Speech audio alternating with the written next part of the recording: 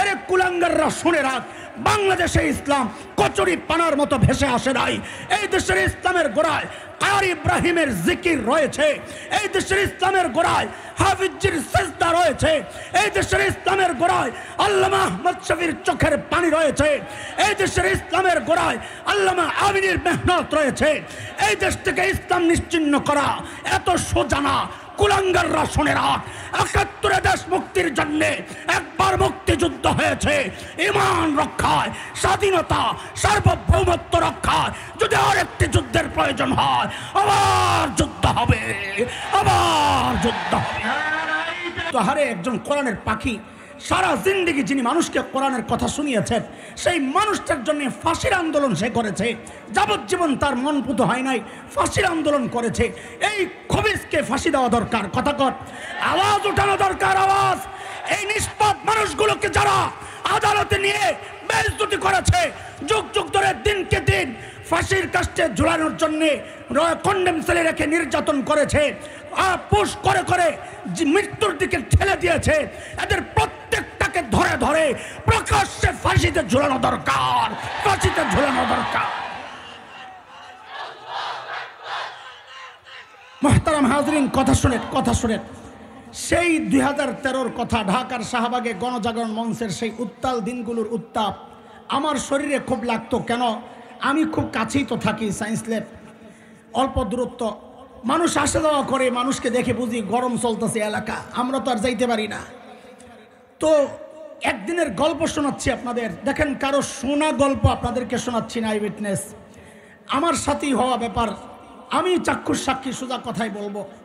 Science lab মোড়ে একটা লম্বা ফুট ওভার ব্রিজ আছে, কেউ দেখেছেন? পায়ে হেঁটে রাস্তা পার হওয়ার ব্রিজ। একদিনের গল্প। উত্তর দিক থেকে দক্ষিণ দিকে ছিল আমার গন্তব্য। দক্ষিণ দিক থেকে এক মা তার ছোট্ট বাচ্চাকে নিয়ে উত্তর দিকে যাচ্ছে, ব্রিজের উপর আমাকে ক্রস করবে। মা এবং ওই বাচ্চার বেশভূষা দেখে, তাদের গেট আপ সেট আপ, সাজসজ্জা, পোশাক আশাক দেখে আমার বুঝতে কষ্ট হয় নাই তারা গণজাগরণ মঞ্চ থেকেই এসেছে। এতে আমার কোনো আপত্তি নাই, এটা তো মায়েরই কাজ, সন্তানের হৃদয়ে ইমানি চেতনা জাগ্রত করা, দেশপ্রেম জাগ্রত করা, এটা তো মায়েরই কাজ। কিন্তু বিপত্তি বাঁধল কোথায়? ওই মা যখন আমাকে ক্রস করবে, সে তার সন্তানকে আমাকে দেখায়া দেখায়া শেখায়া দিচ্ছে বলার জন্যে, বলো বলো তুই রাজাকার, তুই রাজাকার, তুই রাজাকার। এর দোস্ত আমাদের স্পষ্ট কথা, 1971-এর মুক্তিযুদ্ধ তো এই দাড়ি আর টুপির বিরুদ্ধে হয় নাই। 71-এর মুক্তিযুদ্ধ ছিল মজলুমের প্রতিরোধ, জালেমের বিরুদ্ধে। তোমরা যেই ভাষণ নিয়ে গর্ব করো 7ই মার্চের, সেই তপ্ত ভাষণ যা মানুষকে আন্দোলিত করেছিল, সেদিন তিনি বলেছিলেন এবারের সংগ্রাম মুক্তির সংগ্রাম, রক্ত যখন দিয়েছি আরও দেব, এদেশকে মুক্ত করে ছাড়বো ইনশাআল্লাহ। স্বাধীনতার আওয়াজে ইনশাআল্লাহ উচ্চারিত হওয়া সেই ডাক কোনোদিন ইসলামের বিরুদ্ধে হতে পারে না। ইতিহাস আমরাও পড়েছি, তোমরাও আরেকবার পাঠ করো। যাও ঢাকার আগারগাঁয়ে জাদুঘর আছে, মুক্তিযুদ্ধ জাদুঘর, সেখানে যায় দেখো, ইতিহাসের সাক্ষী হয়ে আছে। বহু পোস্টার দেয়ালে সাঁটানো আছে, রাজাকারদেরকে ধরার দৃশ্য আমরা দেখেছি। অধিকাংশ রাজাকারের মুখে দাড়ি নাই, মাথায় টুপি নাই। বরং কয়েক বছর আগে আমরা দেখেছি এক সংগঠন মুক্তিযোদ্ধাদেরকে সম্মাননা ক্রেস্ট দিয়েছিল, আমরা গর্বের সাথে লক্ষ্য করেছি অধিকাংশ মুক্তিযোদ্ধার মুখে দাড়ি, মাথায় টুপি। তাইলে আমাদের জানতে চাওয়া, এরা কারা যারা মুক্তিযুদ্ধকে দাড়ি আর টুপির বিরুদ্ধে দাঁড় করাতে চায়? আমাদের স্পষ্ট কথা, এরা হচ্ছে নব্য আবু জাহেল। ওই যুগের আবু জাহেলরা নানান প্রক্রিয়ায় চাইতো মানুষকে কোরআন থেকে দূরে সরানোর জন্যে। লা তাসমাউ লিহাযাল কোরআন ওয়ালগাউ ফি, এইভাবে বলতো, কোরআন শুনবা না, কাউকে শুনতে দিবা না। সূরা হামিম সাজদার 26 নম্বর আয়াত তেলাওয়াত করে দেখবেন। অদুস্ত এই যুগের আবু জাহেলরা অপপ্রচারের মাধ্যমে এমন একটা নষ্ট প্রজন্ম তারা তৈরি করতে চাচ্ছে, যেই প্রজন্ম তাদের হৃদয়ে দাড়ির প্রতি ঘৃণা লালন করবে, টুপির প্রতি ঘৃণা লালন করবে। আরে আপনারা কি দেখেন নাই, কয়েক বছর আগে আমার বন্ধু, আমার ভাই আল্লামা হাফিজাহুল্লাহ নিজের স্ত্রীকে নিয়ে একটু নীরবে সময় কাটাতে যাচ্ছিলেন। মানুষটার উপর পাহাড় সম চাপ সইতে পারছিলেন না। বন্ধুরা সবাই বলেছেন কিছুদিন একটু অফ থাকেন, আপনি তো মারা পড়বেন। অথচ এই কুৎসিত চেহারার মানুষগুলো, ভারতের দালাল মিডিয়াগুলো আমার ভাইকে কি কুৎসিতভাবে জনগণের সামনে উপস্থাপন করেছে। এগুলোর সব এক জায়গায় গাথা, সেগুলো হচ্ছে মানুষের সামনে অপপ্রচারের মাধ্যমে একটা নষ্ট প্রজন্ম তৈরি করবে, যারা আলেমদের আলেমদেরকে ঘৃণা করবে, বাতিলের সমস্ত বাতিলের একটা জায়গায় তারা এক, আলেমের প্রতি বদনাম ছড়ায়া ছড়ায়া আলেম থেকে মানুষকে বিচ্ছিন্ন করার জন্যে এই যে চক্রান্ত চলছে, এটা হচ্ছে শয়তানের আরেকটা চক্রান্তের একটা নমুনা। ওদের উদ্দেশ্যে আমাদের স্পষ্ট পয়গাম, এরে কুলাঙ্গাররা শুনে রাখ, বাংলাদেশে ইসলাম কচুরি পানার মতো ভেসে আসে নাই। এই দেশের ইসলামের গোড়ায় কারি ইব্রাহিমের জিকির রয়েছে, এই দেশের ইসলামের গোড়ায় হাফিজির সিজদা রয়েছে, এই দেশের ইসলামের গোড়ায় আল্লামা আহমদ শফির চোখের পানি রয়েছে, এই দেশের ইসলামের গোড়ায় আল্লামা আমিনের মেহনত রয়েছে। এই দেশ থেকে ইসলাম নিশ্চিহ্ন করা এত সোজা না। কুলাঙ্গাররা শুনে রাখ, ৭১ দেশ মুক্তির জন্য একবার মুক্তিযুদ্ধ হয়েছে, ঈমান রক্ষায়, স্বাধীনতা সার্বভৌমত্ব রক্ষায় যদি আরেকটি যুদ্ধের প্রয়োজন হয়, আবার যুদ্ধ হবে, আবার যুদ্ধ হবে। শয়তান যায় সর্বপ্রথম ধোঁকা দিছে যেই পদ্ধতিতে, ওই পদ্ধতির নাম শয়তান যায় জিজ্ঞেস করতেছে, হুজুর ফল কেন খান না?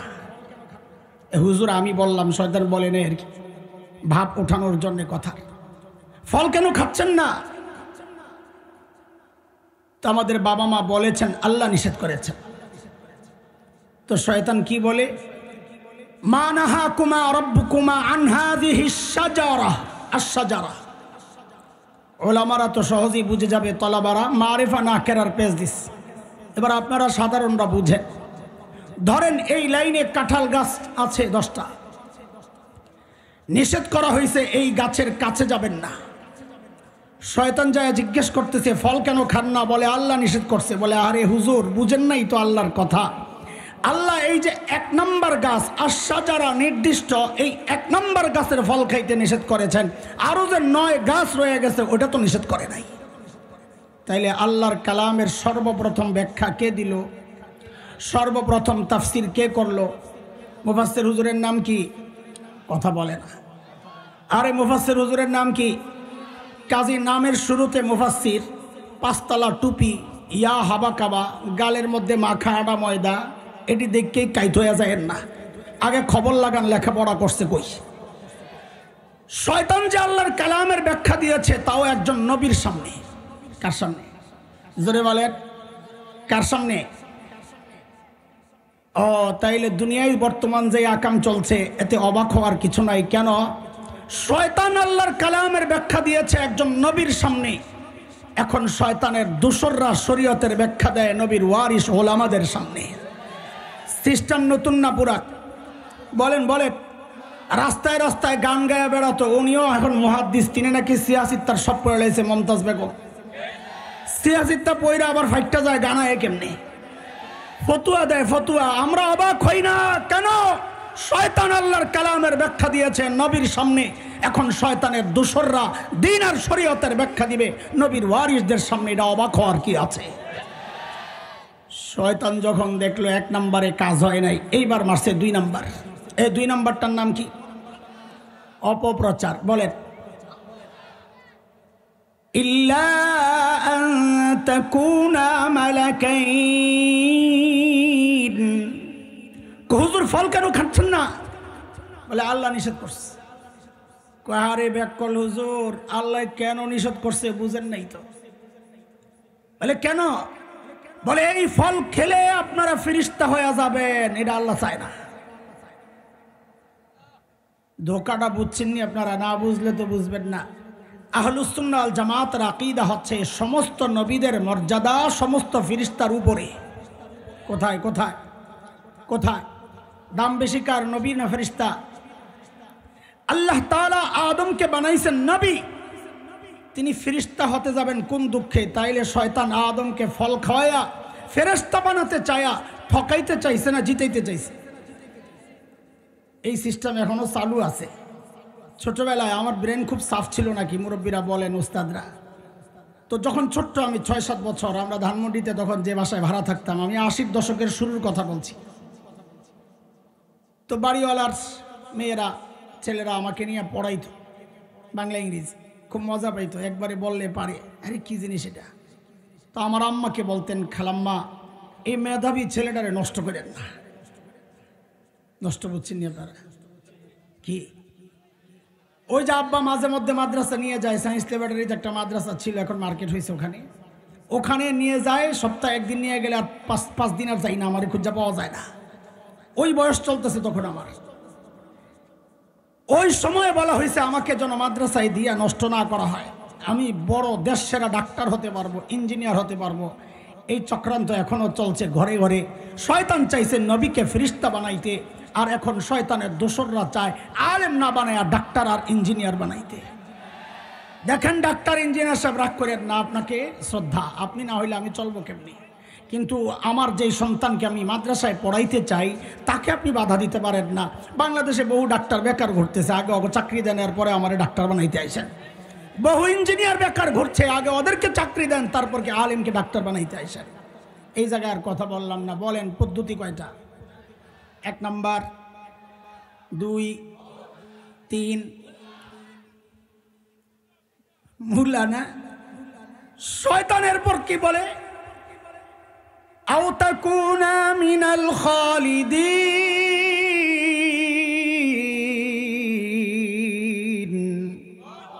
ফল কেন খাচ্ছেন না? বলে আল্লাহ নিষেধ করেছেন। বলে আল্লাহ কি জন্যে নিষেধ করেছেন হুজুর? আপনারা তো বুঝলেন না, হারে বোকা। বলে এই ফল খেলে জান্নাতে স্থায়ীভাবে থাকার ব্যবস্থা হয়ে যাবে, এটা আল্লাহ চান না। জান্নাতে থাকার টোক দিছে, খান জান্নাতে থাকার ব্যবস্থা হয়ে যাবে। এ ধোকা কি আগে বুঝে? আল্লাহ তোমার হাওয়াকে জান্নাতে স্থায়ীভাবে থাকার জন্য বানানি নাই। কই পাঠাবেন বলে বানাইছেন বলেন তো একটু, মাদ্রাসা বলো। وَإِذْ قَالَ رَبُّكَ لِلْمَلَائِكَةِ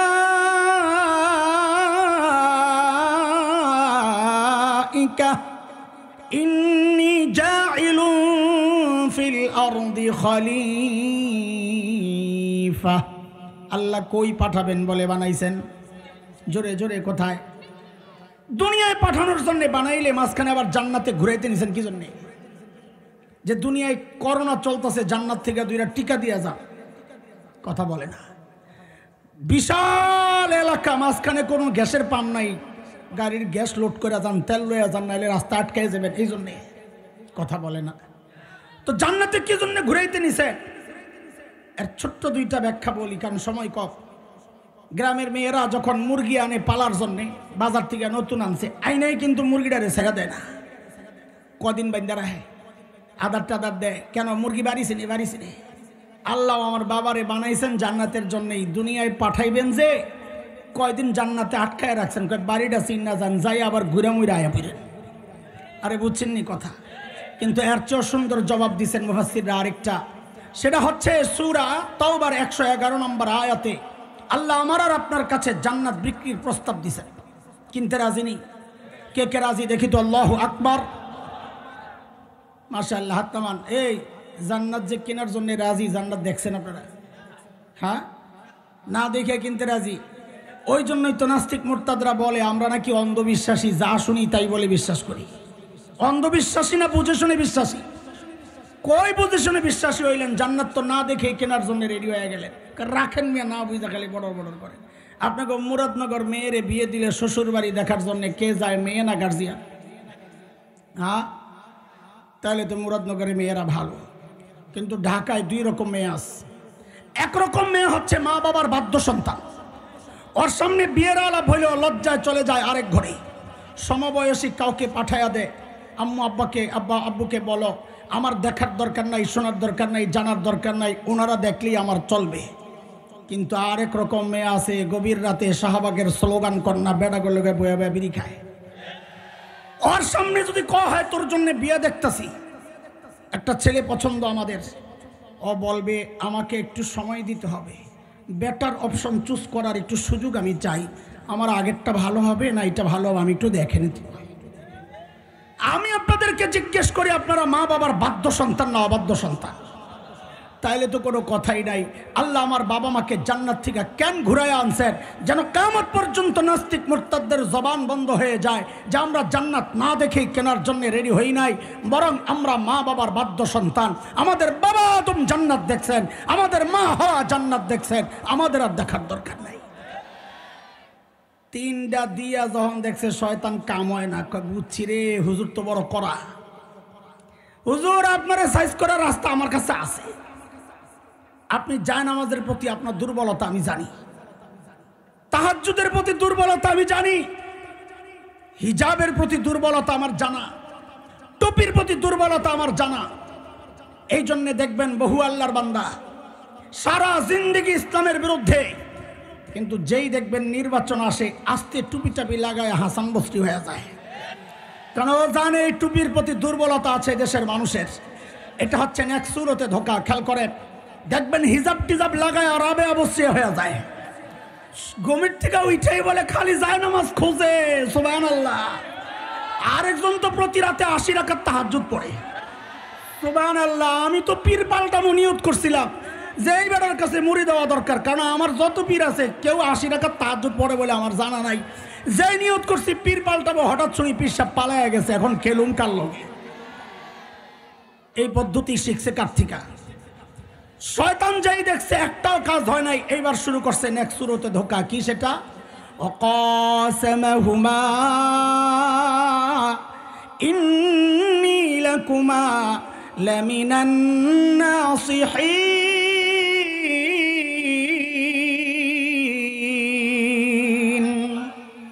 আল্লাহর কসম খায়া কই আমি আপনাকে হিতাকাঙ্ক্ষী, হুজুর আমারে ভুল বুঝেন না।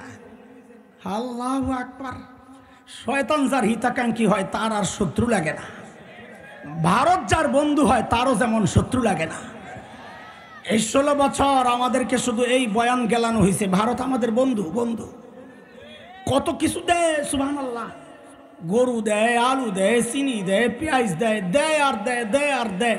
যেই বাংলাদেশ থেকে যাওয়ার মাখন যাওয়ার পাইপটা পোলাপাইন 5 তারিখে কাইটা দিল, সব দেওয়া বন্ধ করে এখন খালি হুমকি দেয়, হুমকি দেয়, হুমকি দেয়। শুরুতে খুব গরম, পেজ দিবে না। আমরা বলি দিস না, তোকে পেজ লাগবো না। কেন? আমগো আপাই শিখাইয়া গেছে পেজ ছাড়াও তরকারি রান্ধন যায়। খামো না তোকে পেজ। যেই মেরুদণ্ড সোজা করে একটু বইছি, লাগবো না পেজ। এখন দেখি বস্তা সামনে লইয়া বয়া বয়া কান্দে। দাদা কি খবর? দাদা দিনকাল ভালো যাচ্ছে না দাদা। কেন? কি সমস্যা? বাংলাদেশিরা পেজ নিচ্ছে না দাদা। তো তোরা খা। খাওয়ার সেই কলিজা নাই, খাইতো কলিজা লাগে। যাদের বাড়িতে মেহমান গেলে ছোট্ট একটা এতটুকু কৌটার মতো একটা মাটির ওয়ান টাইম এই কাপ, এই ছোট্ট, এটার মধ্যে অল্প একটু চা দিবে, চিকন একটা টোস্ট বিস্কুট দিয়ে বলবে কি দাদা পুরোটা খেয়ে নিন। দাদা বলাবেন তোরা কথা বুঝোস না। বোন গেছে ভাইয়ের বাড়িতে, ভাই গেছে বোনের বাড়িতে বেড়াইতে দুপুরবেলা খাওয়ানোর টাইম। ভাই কলিং বেল টিপে টিপে টিপে, বোন কথাও কয় না, দরজাও খোলে না, ঘরে কেউ নাই এমন একটা ভাব। ভাই বুঝছে কাহিনী কি, জানালার কাছে যায় বলে দিদি আমি কিন্তু খেয়ে আসছি। দিদি তাড়াতাড়ি দরজা খোলে আর বলে আগে বলবি না। ওরা কি পেজ খাবে? এই জন্যে মাঝে মধ্যে ওদের কলিজা শুকাইতে শুকাইতে তো হাড্ডি হয়ে গেছে, রুচি এত নোংরা। মাঝে মধ্যে যখন দেখি সীমান্তে এসে আমার দেশে ঢুকার একটা ভাব লইতেছে, আমি কই এই মুহূর্ত গোনাই। কেন? আরেকটা দেশ দখল করার মতো উন্নত চরিত্র, উঁচু মানসিকতা, শক্তিশালী মানসিকতা লাগে। যাদের রুচি এত নোংরা, এরা আরেক দেশ দখল করার মতো হিম্মত রাখে না। এজন্য আমরা যখন দেখি আমাদের দেশ দখলের হুমকি দেয়, কে কি অবস্থা জানি না, আমি কিন্তু ভয় পাই না। কেন? আমি জানি এটা সম্ভব না ওদের জন্যে। বরং তাদেরকে বলি কি বাংলাদেশ দখল করার আগে নিজেদের হাগার জায়গা ঠিক করে এখনো রাস্তাঘাটে মলত্যাগ করে। বিশ্বাস করেন না আপনারা, আমরা যখন দেওবন্দে যাচ্ছিলাম তখন দেখছি আল্লাহ, ট্রেন লম্বা সফর 36 ঘন্টার, আমাদের যেই ট্রেনে উঠছিলাম অমৃতসরের, দিন যায় রাত আসে, রাত যায় দিন আসে, সময় তো যায় না। সকাল হইলেই জানালার কাছে যাইতাম নতুন এলাকা দেখার জন্য। আয় আল্লাহ, মাঝে মধ্যে যাইয়া জানালার কাছে যাই তো লজ্জায় চোখ ফিরিয়ে নিতাম, এই কি অবস্থা। কেন? দেখতাম কি রেল লাইনে লাইন ধইরা বইছে ফ্যামিলি প্যাকেজ, জুয়ান বুড়া নারী পুরুষ যা আছে এরকম চিকুন বোতল একটা লইয়া চুপচাপ বইয়া রয়েছে। বেডিরা ইজ্জত রক্ষায় ঘুমটাডারে টাইনা পিছন দিয়া খালি কাম সারতাস। এরা বলে আমার দেশ দখল করবো। কত দেখি আমি কই কাকু দাদা সাহস করে ঢুকে যা, খেলা হবে। আরে খেলবো, ঢোক। ছোটবেলা থেকে যাই জিহাদি চেতনা লালন করছি, প্রয়োগ আর বাস্তবায়নের জন্য সুযোগ তো পাচ্ছি না। তোরা না ঢুকলে ঢুকে যা। বাংলাদেশ দখল করার হুমকি দাও। মুসলমান কোন নির্দিষ্ট ভূখণ্ডের চিন্তা করে না, মুসলমানের চিন্তা গোটা দুনিয়া ব্যাপী। আলহামদুলিল্লাহ আমাদের স্বপ্ন বাস্তবায়ন শুরু হয়ে গেছে। তাকায়া দেখ, সিরিয়ায় কালিমার পতাকা উঠে গেছে, আফগানিস্তানে কালিমার পতাকা উঠে গেছে। আরে আমার দেশটি গোড়ার দিনের দখল করবি, বরং আমরা তো স্বপ্ন দেখি ইনশাআল্লাহ খুব শিগগির দিল্লির লালকেল্লায় আবারও কালিমার পতাকা পথ করবে ইনশাআল্লাহ।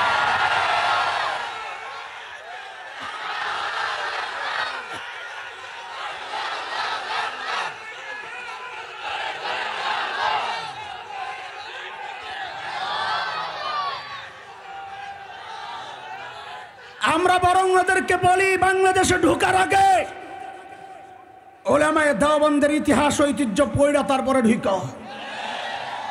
তাদের রোহানি সন্তানরা, শাইখুল হিন্দের রোহানি সন্তানরা এই জমিনে বসবাস করে। আমার কাবির আসলাফের ইতিহাস হচ্ছে উলামায়ে দেওবন্দের রক্ত যখন এই ভূমিতে স্পর্শ করেছিল, ব্রিটিশ লাল কুত্তারা পালাতে বাধ্য হয়েছে। উলামায়ে দেওবন্দের রক্ত যখন আফগানিস্তানের জমিনে স্পর্শ করেছিল, রাশিয়ার শ্বেত ভল্লুকেরা পালাতে বাধ্য হয়েছে। সাম্প্রতিক কালে তালেবানের শরীর হয়ে যখন আবার উলামায়ে দেওবন্দের রক্ত আফগানিস্তানের জমিনে স্পর্শ করেছে, আমেরিকা, নেটো, লাল কুত্তারা লেজ গুটায়া পালাতে বাধ্য হয়েছে। হচ্ছে অতীতের ইতিহাস। নতুন প্রজন্মের নতুন পয়গাম শুনে রাখ। আবার যদি সুযোগ আসে, তোদের পূর্বপুরুষরা তো পালাতে পেরেছে, আল্লাহর কসম এবার যদি সুযোগ পাই একটা পালাতে দেওয়া হবে না, পালাতে দেওয়া হবে না।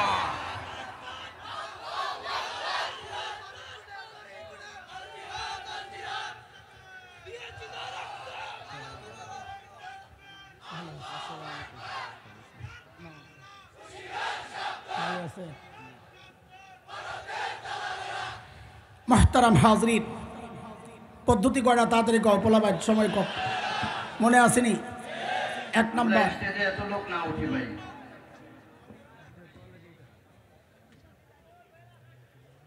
আল্লাহ বলেন। এক নম্বর, 2, 3, 4। সাবাস বেটা। চলেন এবারে একটারে পোস্টমর্টেম করি এই সমাজে। আমি বরং বলি কি, সহজে বুঝেন, শয়তানের ধোকাগুলা সব পুরাতন, কিন্তু বাটপার হওয়ার কারণে ও খালি নতুন নতুন প্যাকেট সামনে পেশ করে। জিনিস আগেরটাই। বলেন জিনিস কি?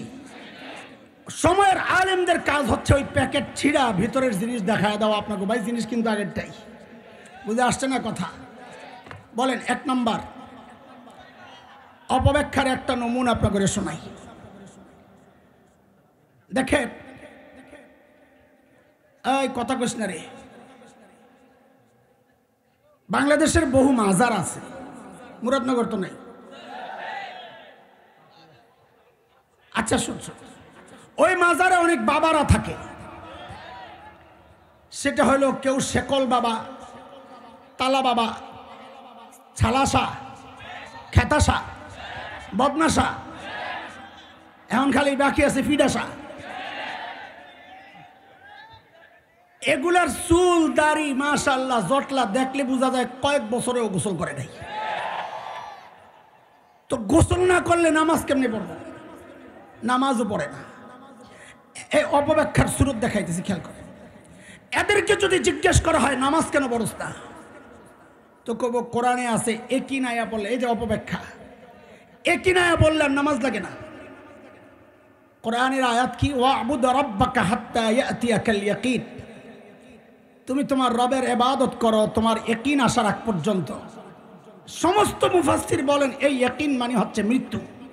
ইয়াকিন মানে, আর ওরা ইয়াকিন মানে হচ্ছে অন্তরের বিশ্বাস। আমগো ইয়াকিন আয়া পড়ছে, মোল্লা গো ইয়াকিন আয়া না, এই জন্য মোল্লারা নামাজ পড়ে, আমগো নামাজ লাগে না।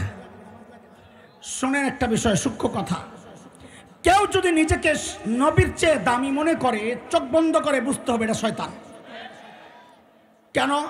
কারণ শয়তানই সর্বপ্রথম নিজেকে নবীর চেয়ে দামি দাবি করেছিল। আনা খায়রুম মিনহু, বলে আমি আদমের চেয়ে উত্তম। কাজী কেউ, দুনিয়ার যে কেউ নিজেকে নবীর চেয়ে যদি দামি মনে করে, সে কি? জোরে বলেন, আরো জোরে। যারা বলে আমাদের ইবাদত লাগে না, ইয়াকিন চলে আসছে, এরাও শয়তান। কেন? হযরত ঈসা আলাইহিস সালাম কি ছিলেন? একজন, জোরে কোন? সূরা মারইয়ামের মধ্যে হযরত ঈসা নিজের পরিচয় দিচ্ছেন এইভাবে, ক্বালা ইন্নী আবদুল্লাহ আতানিয়াল কিতাব ওয়াজআলানি নাবিয়্যা ওয়াজআলানি মুবারাকান আইনামা কুনত وأوصاني بالصلاة والزكاة ما دمت حيا। হযরত ঈসা বলেন আমি আব্দুল্লাহ। আমি কি? তবে তোমরাও আব্দুল্লাহ, আমিও আব্দুল্লাহ। বেশ কম হচ্ছে, আমাকে আল্লাহ কিতাব দিয়েছেন এবং আমাকে নবী বানিয়েছেন, এবং আল্লাহ তাআলা আমাকে এক নেয়ামত দিয়েছেন যা আমার সাথে যেটাই সম্পৃক্ত হয়, আমি যেখানেই থাকি আল্লাহ সেখানে বরকতে ভরে দেন। আল্লাহ তাআলা আমাকে নবী বলছেন। একজন নবী বলছেন কি? আল্লাহ তাআলা আমাকে নির্দেশ দিয়েছেন গুরুত্ব সহ, আমি যেন আওসানি বিসসালাত ওয়াজ যাকাত মা দুমতু হাইয়া, আমি যেন মৃত্যুর আগ পর্যন্ত যতদিন জীবিত থাকি আমি যেন ইবাদত করি, নামাজ পড়ি, যাকাত আদায় করি। একজন নবী বলছেন আমাকে আমৃত্যু ইবাদতের নির্দেশ দিয়েছেন আল্লাহ। আর মাজারওয়ালা বলে আমার ইবাদত লাগে না, তাইলে তারা নিজেকে নবী ঈসার চেয়ে দামি মনে করছে। কেউ যদি নিজেকে নবীর চেয়ে দামি মনে করে, সে কি? আরো জোরে বলেন কি? এই যে অপব্যাখ্যার একটা নমুনা দেখাইলাম, বেশি দেখাইলে সময় চলে যাবে। হাজারো ব্যাখ্যা, হাজারো অপব্যাখ্যা আমাদের চারপাশে ঘুরে দেখাইতে পারলে আপনাদের ভালো হইতো, কিন্তু সময় নাই। সবটির একটু টাচ দিতে চাই। বলেন 2 নাম্বারটা কি? বলেন বলেন তাড়াতাড়ি, আরো জোরে। বাংলাদেশে এই মুহূর্তে ভয়ঙ্কর সবচেয়ে বড় যেই সিস্টেমটা চলছে, এটার মধ্যে অন্যতম একটা হচ্ছে অপপ্রচারের মাধ্যমে শয়তান মানুষকে দিন থেকে দূরে সরাতে চায়। যেমন আপনাদেরকে একটা উদাহরণ দিই। এই যে এখন ডিসেম্বর চলতেছে, জানুয়ারি চলছে, বহু স্কুল কলেজে দেখবেন খেলাধুলার প্রতিযোগিতা চলছে। এই প্রতিযোগিতাগুলোর মধ্যে একটা ইভেন্ট থাকে, সেটা হচ্ছে যেমন খুশি তেমন সাজো। দেখেছেন আপনারা? কথা বলেন, দেখেছেন? এই যেমন খুশি তেমন সাজের মধ্যে এখন নতুন একটা সাজ, সেটা হচ্ছে একটা ছোট্ট বাচ্চাকে দাড়ি টুপি লাগাইয়া হুজুর সাজায়, আরেকটা ছোট্ট মেয়েকে শাড়ি পরাইয়া যুবতী মেয়ে সাজায়। এই ছোট্ট হুজুর এবং ওই যুবতী মেয়ে বিচারক এবং অডিয়েন্সের সামনে যায় অভিনয় করে, দেখায় কি ওই হুজুরটা ওই মেয়ের শাড়ি ধরে টানাটানি করে। কি বুঝায় ওরা? এটা হচ্ছে 71-এর চিত্র। 71-এ এই দাড়িওয়ালা টুপিওয়ালা রাজাকারেরা আমাদের মা বোনদের ইজ্জত এইভাবে হরণ করেছে। উদাহরণ নাম্বার 2, খালি শুনতে থাকেন। উদাহরণ নাম্বার 2, বাংলাদেশের টেলিভিশন সিনেমা, এগুলোতে যে নাটক সিনেমা হয়, 2টা চরিত্র থাকে, একটা ভিলেন আর একটা নায়ক। নায়ক দিয়া সমাজের সব ভালো কাজগুলো ওরা সাজায়, আর ভিলেনকে দিয়া সমাজের সব নিকৃষ্ট কুৎসিত কাজগুলো করায়। ইদানিং আমরা শুনতে পাচ্ছি ওই ভিলেন সাজাইতে গিয়ে ওরা ভিলেনের মাথায় একটা টুপি লাগায়া দেয়, মুখে একটু দাড়ি লাগায়া দেয়। উদাহরণ নাম্বার 3, 2013-র কথা আপনাদের মনে থাকার কথা, ঢাকার শাহবাগে গণজাগরণ মঞ্চ বসেছিল, মনে আছে? দাবি কি? যুদ্ধাপরাধীদের বিচার ত্বরান্বিত করার দাবিতে। দেখেন, এই দাবির সাথে আমাদের কোনো শত্রুতা মিত্রতা কোনোটাই নাই। আমরাও চাই যুদ্ধাপরাধীদের বিচার হোক, আমরাও চাই সমস্ত জালিমের বিচার হোক, কিন্তু আমাদের আপত্তির জায়গাটা ছিল কোনো মজলুম যেন জালিমের জায়গায় না আসে, এবং তাই হয়েছে। আল্লামা কোরআনের পাখি আল্লামা দিলওয়ার হোসেন সাঈদী রাহিমাহুল্লাহ তাআলা, তিনি 71-এ দর্শন করেছেন, কারো বাড়িঘর লুট করেছেন। এটা একটা পাগলও বিশ্বাস করে না। কালো মানিক্যাদের মতো মানসিক বিকারগ্রস্ত দালালরা ছাড়া এটা কেউ দাবিও করে না। এই জন্যে ওই শয়তানকে যখন ছেলেবেলেরা সীমান্তে পেয়েছিল, পিটায়া কলা পাতার মধ্যে শোয়া দিছিল। আমি বলি তার বিচার হয় নাই, এখন তো আদালতে চলে গেছে, তার আগে কামটা সারার দরকার ছিল। ওর টুকরা টুকরা করে পাগলা কুত্তা দিয়ে ওর শরীরটা খাওয়ানো দরকার ছিল। কথা বলেন ঠিক কিনা? এইরকম শয়তান, এইরকম নিকৃষ্ট বাদীদেরকে নগদ শাস্তি দেওয়া দরকার। বিচার এই লেন্দি প্রসেসে এদেরকে নিয়ে লাভ নাই। তবে পোলাবেন একটা কাজ করছে, আমার বড় ভালো লাগছে, এক জায়গায় লাথি দিয়া জিনিসটা বেকার করে লাইছে, ওইটা আমার খুব ভালো লাগেছে। আরে কথা কও তোমরা, আল্লাহু আকবার। একটু শান্তি পাইছি ওই দৃশ্য দেখা, যখন দেখছি অপারেশন থিয়েটার ওই জায়গায় কাম চলতেছে, কলিজা একটু শান্ত হয়েছে। তাও পুরা শান্ত হইতো যদি ওরে আমি কোবাইতে পারতাম, ওরে যদি বেলেট দিয়া কিছু কিছু করে কাটতে পারতাম, কলিজা শান্তি হইতো। হারে একজন কোরআনের পাখি, সারা জিন্দেগি যিনি মানুষকে কোরআনের কথা শুনিয়েছেন, সেই মানুষটার জন্য ফাঁসির আন্দোলন সে করেছে, যাবজ্জীবন তার মন পুতো হয় নাই, ফাঁসির আন্দোলন করেছে। এই খবিসকে ফাঁসি দেওয়া দরকার। কথা কর, আওয়াজ উঠানো দরকার, আওয়াজ। এই নিষ্পাপ মানুষগুলোকে যারা আদালতে নিয়ে বেইজ্জতি করেছে, যুগ যুগ ধরে দিনকে দিন ফাঁসির কাস্টে ঝুলানোর জন্য কন্ডেম সেলে রেখে নির্যাতন করেছে, পুশ করে করে মৃত্যুর দিকে ঠেলে দিয়েছে, এদের প্রত্যেকটাকে ধরে ধরে প্রকাশ্যে ফাঁসিতে ঝুলানো দরকার, ফাঁসিতে ঝুলানো দরকার। মুহতারাম হাজরিন, কথা শুনেন, কথা শুনেন। সেই 2013-র কথা, ঢাকার শাহবাগে গণজাগরণ মঞ্চের সেই উত্তাল দিনগুলোর উত্তাপ আমার শরীরে খুব লাগতো। কেন? আমি খুব কাছেই তো থাকি, সায়েন্স ল্যাব, অল্প দূরত্ব, মানুষ আসা যাওয়া করে, মানুষকে দেখে বুঝি গরম চলতেছে এলাকা, আমরা তো আর যাইতে পারি না। তো একদিনের গল্প শোনাচ্ছি আপনাদের, দেখেন কারো শোনা গল্প আপনাদেরকে শোনাচ্ছি না, আই উইটনেস, আমার সাথেই হওয়া ব্যাপার, আমি চাক্ষুষ সাক্ষী, সোজা কথাই বলবো। সায়েন্স ল্যাব মোড়ে একটা লম্বা ফুট ওভার ব্রিজ আছে, কেউ দেখেছেন? পায়ে হেঁটে রাস্তা পার হওয়ার ব্রিজ। একদিনের গল্প, উত্তর দিক থেকে দক্ষিণ দিকে ছিল আমার গন্তব্য। দক্ষিণ দিক থেকে এক মা তার ছোট্ট বাচ্চাকে নিয়ে উত্তর দিকে যাচ্ছে, ব্রিজের উপর আমাকে ক্রস করবে। মা এবং ওই বাচ্চার বেশভূষা দেখে, তাদের গেট আপ সেট আপ, সাজসজ্জা, পোশাক আশাক দেখে আমার বুঝতে কষ্ট হয় নাই তারা গণজাগরণ মঞ্চ থেকেই এসেছে। এতে আমার কোনো আপত্তি নাই, এটা তো মায়েরই কাজ, সন্তানের হৃদয়ে ইমানি চেতনা জাগ্রত করা, দেশপ্রেম জাগ্রত করা, এটা তো মায়েরই কাজ। কিন্তু বিপত্তি বাঁধল কোথায়? ওই মা যখন আমাকে ক্রস করবে, সে তার সন্তানকে আমাকে দেখায়া দেখায়া শেখায়া দিচ্ছে বলার জন্যে, বলো বলো তুই রাজাকার, তুই রাজাকার, তুই রাজাকার। এরা দোস্ত আমাদের স্পষ্ট কথা, 1971-এর মুক্তিযুদ্ধতে দাড়ি আর টুপির বিরুদ্ধে হয় নাই।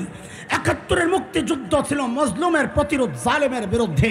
তোমরা যেই ভাষণ নিয়ে গর্ব করো 7ই মার্চের, সেই তপ্ত ভাষণ যা মানুষকে আন্দোলিত করেছিল, সেদিন তিনি বলেছিলেন এবারের সংগ্রাম মুক্তির সংগ্রাম, রক্ত যখন দিয়েছি আরও দেব, এদেশকে মুক্ত করে ছাড়বো ইনশা আল্লাহ। স্বাধীনতার আওয়াজে ইনশা আল্লাহ উচ্চারিত হওয়া সেই ডাক কোনোদিন ইসলামের বিরুদ্ধে হতে পারে না। ইতিহাস আমরাও পড়েছি, তোমরাও আর একবার পাঠ করো। যাও ঢাকার আগারগাঁয়ে জাদুঘর আছে, মুক্তিযুদ্ধ জাদুঘর, সেখানে যায় দেখো, ইতিহাসের সাক্ষী হয়ে আছে, বহু পোস্টার দেয়ালে সাঁটানো আছে রাজাকারদেরকে ধরার দৃশ্য আমরা দেখেছি। অধিকাংশ রাজাকারের মুখে দাড়ি নাই, মাথায় টুপি নাই। বরং কয়েক বছর আগে আমরা দেখেছি এক সংগঠন মুক্তিযোদ্ধাদেরকে সম্মাননা ক্রেস্ট দিয়েছিল, আমরা গর্বের সাথে লক্ষ্য করেছি অধিকাংশ মুক্তিযোদ্ধার মুখে দাড়ি, মাথায় টুপি। তাইলে আমাদের জানতে চাওয়া, এরা কারা যারা মুক্তিযুদ্ধকে দাড়ি আর টুপির বিরুদ্ধে দাঁড় করাতে চায়? আমাদের স্পষ্ট কথা, এরা হচ্ছে নব্য আবু জাহেল। ওই যুগের আবু জাহেলরা নানান প্রক্রিয়ায় চাইতো মানুষকে কোরআন থেকে দূরে সরানোর জন্যে। লা তাসমাউ লিহাযাল কোরআন ওয়ালগাউ ফি, এইভাবে বলতো, কোরআন শুনবা না, কাউকে শুনতে দিবা না। সূরা হামিম সাজদার 26 নম্বর আয়াত তেলাওয়াত করে দেখবেন। অদুস্ত এই যুগের আবু জাহেলরা অপপ্রচারের মাধ্যমে এমন একটা নষ্ট প্রজন্ম তারা তৈরি করতে চাচ্ছে, যেই প্রজন্ম তাদের হৃদয়ে দাড়ির প্রতি ঘৃণা লালন করবে, টুপির প্রতি ঘৃণা লালন করবে। আরে আপনারা কি দেখেন নাই কয়েক বছর আগে আমার বন্ধু, আমার ভাই আল্লামা হাফিজাহুল্লাহ নিজের স্ত্রীকে নিয়ে একটু নীরবে সময় কাটাতে যাচ্ছিলেন, মানুষটার উপর পাহাড় সম চাপ সইতে পারছিলেন না। বন্ধুরা সবাই বলেছেন কিছুদিন একটু অফ থাকেন, আপনি তো মারা পড়বেন। অথচ এই কুৎসিত চেহারার মানুষগুলো, ভারতের দালাল মিডিয়াগুলো আমার ভাইকে কি কুৎসিতভাবে জনগণের সামনে উপস্থাপন করেছে, এগুলোর সব এক জায়গায় গাথা। সেগুলো হচ্ছে মানুষের সামনে অপপ্রচারের মাধ্যমে একটা নষ্ট প্রজন্ম তৈরি করবে, যারা আলেমদের বাতিলকে ঘৃণা করবে, বাতিলের সমস্ত বাতিলের একটা জায়গায় তারা এক, আলেমের প্রতি বদনাম ছড়ায়া ছড়ায়া আলেম থেকে মানুষকে বিচ্ছিন্ন করার জন্যে এই যে চক্রান্ত চলছে, এটা হচ্ছে শয়তানের আরেকটা চক্রান্তের একটা নমুনা। ওদের উদ্দেশ্যে আমাদের স্পষ্ট পয়গাম, এর কুলাঙ্গাররা শুনে রাখ, বাংলাদেশে ইসলাম কচুরি পানার মতো ভেসে আসে নাই। এই দেশের ইসলামের গোড়ায় কারি ইব্রাহিমের জিকির রয়েছে, এই দেশের ইসলামের গোড়ায় হাফিজির সিজদা রয়েছে, এই দেশের ইসলামের গোড়ায় আল্লামা আহমদ শফির চোখের পানি রয়েছে, এই দেশের ইসলামের গোড়ায় আল্লামা আমিনীর মেহনত রয়েছে। এই দেশ থেকে ইসলাম নিশ্চিহ্ন করা এত সোজা না। কুলাঙ্গাররা শুনে রাখ, ৭১ দেশ মুক্তির জন্য একবার মুক্তিযুদ্ধ হয়েছে, ঈমান রক্ষায়, স্বাধীনতা সার্বভৌমত্ব রক্ষায় যদি আরেকটি যুদ্ধের প্রয়োজন হয়, আবার যুদ্ধ হবে, আবার যুদ্ধ হবে।